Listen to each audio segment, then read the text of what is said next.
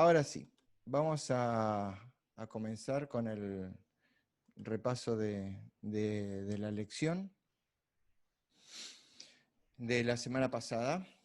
Fue la lección 2 y hablamos acerca del poder del testimonio personal. Vamos a ver algunas cositas que aprendimos, a repasar algunas cositas que aprendimos y después nos vamos a poner, como siempre, en el repaso de la lección de esta semana. Ahí está.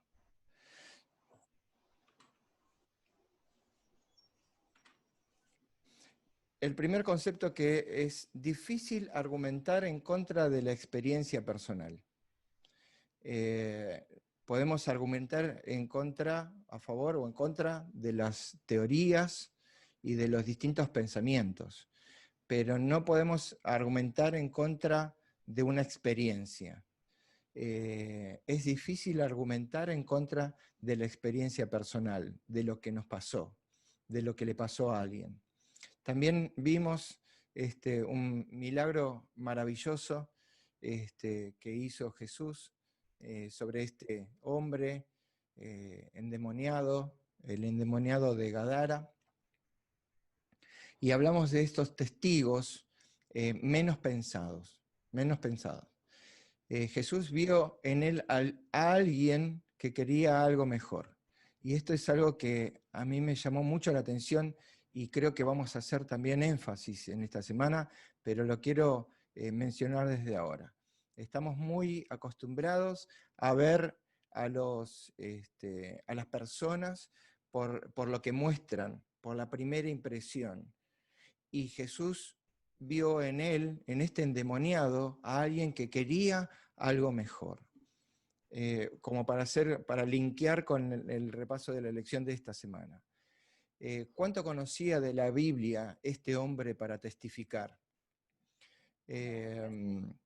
Si él pudo testificar, ¿lo puedo hacer yo también? ¿Por qué estos dos conceptos? Porque a veces nosotros nos trabamos y creemos que somos o indignos de testificar o que no tenemos el conocimiento suficiente como para poder hacerlo. Y en realidad Jesús nos está enseñando, y Dios nos está enseñando a través de la Biblia y a través de este testimonio, de este testimonio impensado, que sí lo podemos hacer y sí estamos en condiciones. Y en este caso, ¿cuál es el único requisito? ¿Es el conocimiento necesariamente? En este caso es la experiencia, ¿sí? Lo que cada persona vive, lo que cada persona es. ¿Qué tiene que hacer todavía Jesús en mí, en todo caso, para que yo pueda dar un testimonio? ¿Qué pasó en mí o qué ha pasado en mí hasta el momento? ¿Es lo mismo predicar que testificar? Esa era la pregunta que habíamos visto y vimos que hay diferencia. Podemos testificar predicando, pero no necesariamente lo mismo, donde la predicación es, ¿cómo es? La exposición de un concepto, por supuesto, que tiene que ver con Dios, pero la testificación es el concepto de una experiencia personal. Que hayamos conocido desde siempre, y más cuando aquellas personas que nacimos en un ambiente cristiano, en un ambiente de estudio, que hayamos conocido desde siempre, ¿habla necesariamente de nuestra conversión? ¿Hemos sido convertidos a pesar del conocimiento o por el conocimiento?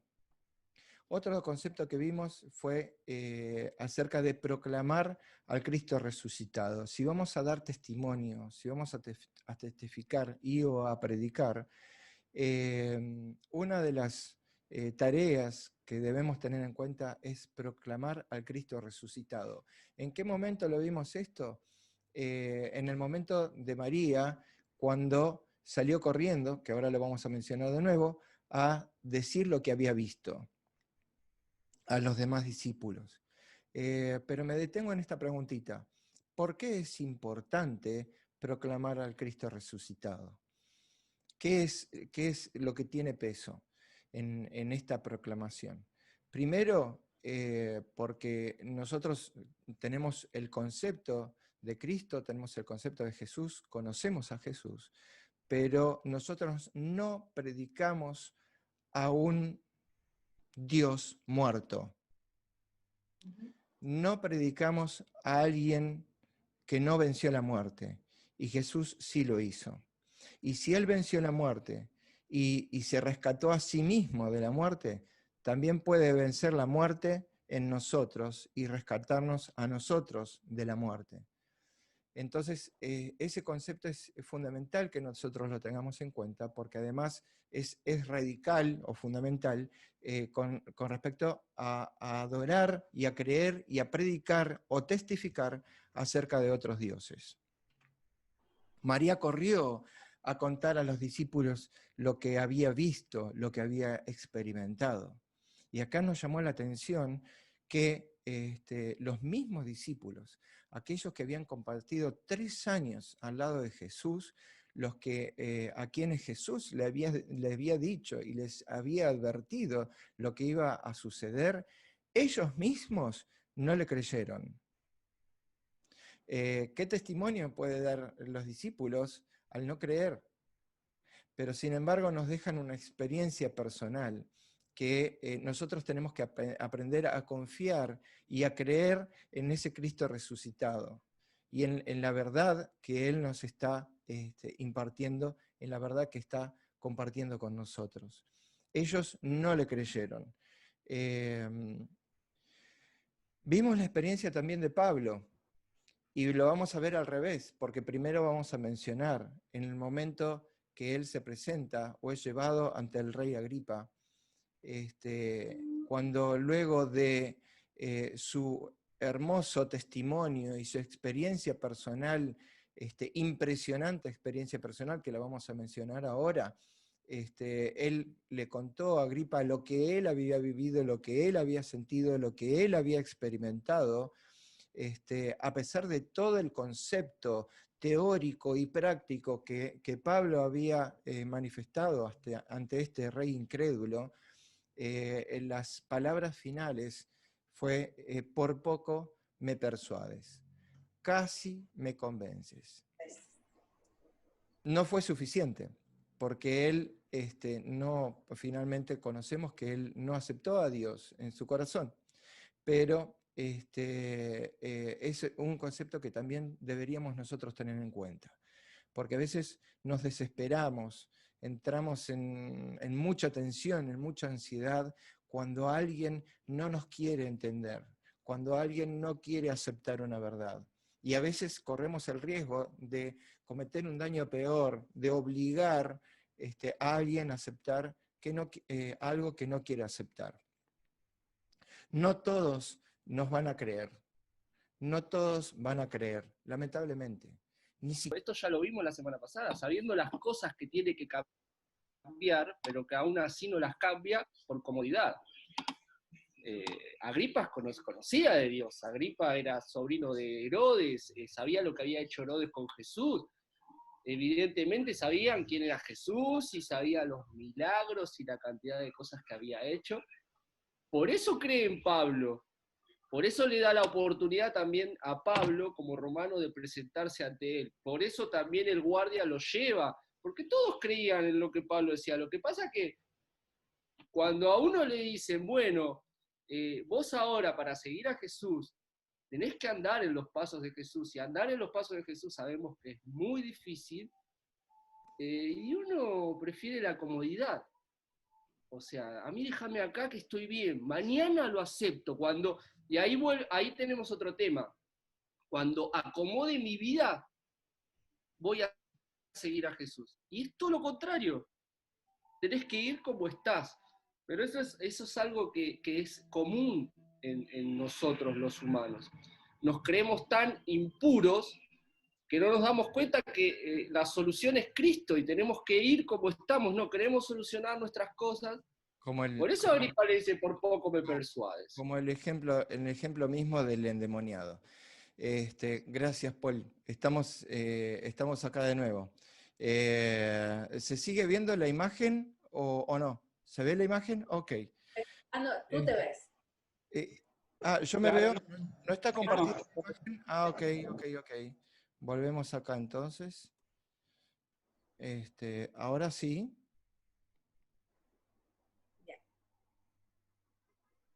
Ahí está.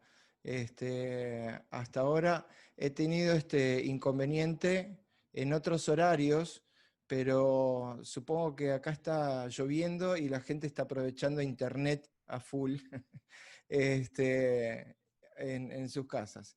Estábamos con que no todos nos van a creer. Em, entonces, teníamos...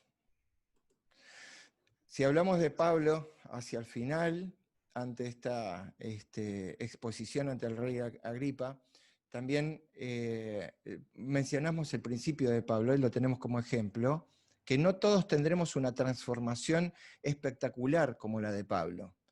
Y la conocemos. Pablo estaba en pos de encontrarse con y de pesquisar cristianos para encarcelarlos e incluso matarlos en nombre de Dios. Y en el camino a Damasco, Jesús se le apareció y Pablo cayó de su caballo, fue tirado a tierra y Jesús le habló en ese momento y le dijo todo lo que tenía que suceder. Fue algo que quizás nosotros tengamos otros tipos de conversiones o nos hemos convertido de una u otra manera diferente de la de Pablo. La de Pablo fue muy espectacular, muy llamativa, podríamos decir. Pero, de todas maneras, me gustaría resaltar esto. Aunque muchas veces necesitamos caer de nuestro caballo en el que venimos montados. Muchas veces en lo que se podría parecer con esta conversión es que a veces tenemos conceptos teóricos, a veces nosotros creemos que estamos incluso amando y sirviendo a Dios de una manera determinada, pero Dios nos quiebra y nos tira por tierra, y a veces necesitamos, entre comillas, morder el polvo para poder comprender el verdadero propósito de Dios. Y en eso seguramente que también nos podemos parecer a Pablo. La importancia de ver las vidas transformadas y el poder el efecto que tienen las vidas transformadas sobre los demás. Vimos a Pedro, un pescador gritón, como decía la escuela sabática de la semana pasada, un temperamento arrebatado, muy impulsivo. Vemos a Santiago y Juan también con caracteres bastante fuertes. De hecho, a Juan se lo conoce como el hijo del trueno, Santiago y Juan. Y también vemos a Tomás el escéptico, ¿no? El que se pregunta todo, el que yo no creo, hasta que no veo, no lo creo, y cómo Jesús se encargó de modificar y transformar a cada una de estas personas que dan testimonio. ¿Qué es la conversión? Porque hablamos de la testificación, que también aprendimos que testifica y el testimonio es el hecho de compartir ese testimonio. Testificar es compartir ese testimonio de lo que vio, de la experiencia que tuvo. Por eso nosotros somos llamados a ser testigos. Ahora, hablamos de la conversión. ¿Qué es la conversión? Y en la conversión nosotros vemos todo un proceso, e incluso un proceso psicológico, que comienza con un estilo de vida o con algunas acciones que nosotros realizamos, que son nuestros malos actos, los que cometemos habitualmente. A partir de ese mal acto aparece un sentimiento de culpa, que es un sentimiento como toda emoción creada por Dios en nosotros, pero es una emoción que debe ser restauradora en nuestras vidas. Y el sentimiento de culpa es sentirme mal por haber hecho mal. Luego de la culpa aparece el arrepentimiento, que es una propuesta de cambio. Me sentí mal por haber hecho mal, pero ahora hago una propuesta de cambio. Yo quiero ser diferente, yo quiero hacer diferente.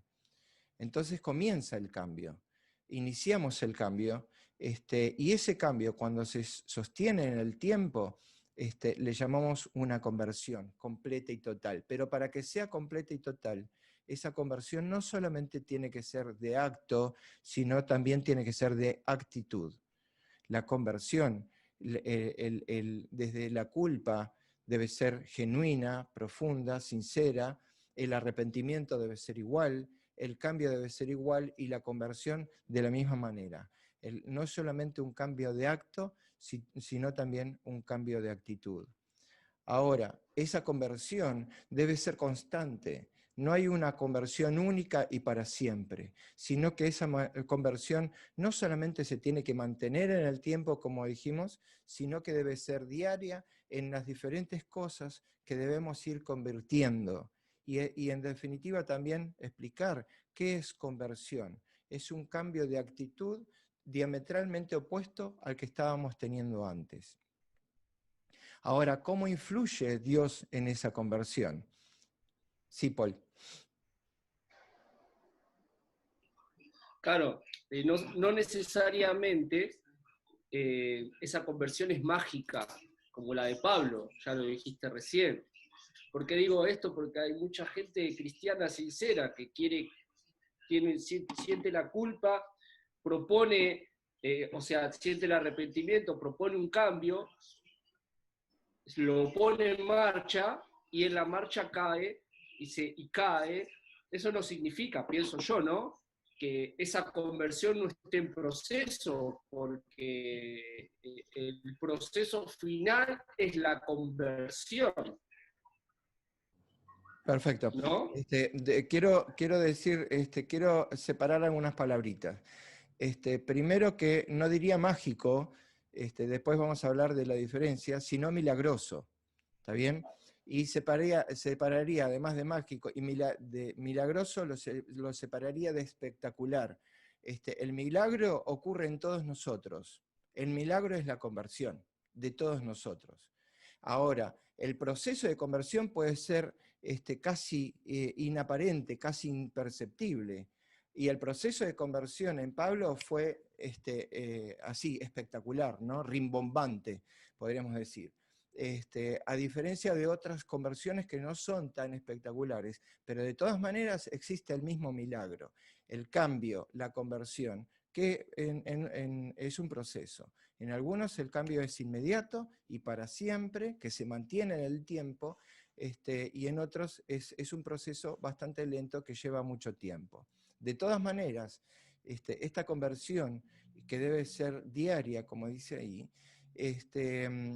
me lleva a pensar en cuando nosotros hablamos de la palabra santo, que santo significa apartado para Dios, y de la palabra, y de que Dios es santo porque Él se purifica a sí mismo desde la eternidad hasta la eternidad, segundo a segundo, todos los días.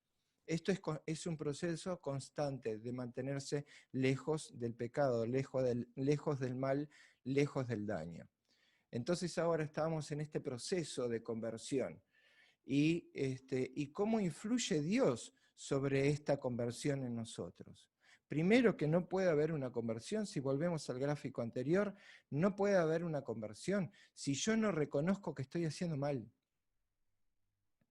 Y ahí es donde Dios, a través del Espíritu Santo, que es el único que se puede conectar con nosotros a través utilizando nuestra mente, Él nos ayuda para que nosotros entendamos que estamos haciendo mal y a partir de ahí sintamos la necesidad de convertirnos a través del Espíritu Santo.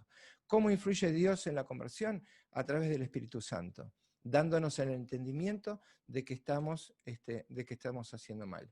A partir de acá, nos introducimos en el, perdón, tenía que hacer otra cosa, nos introducimos en la lección de esta semana.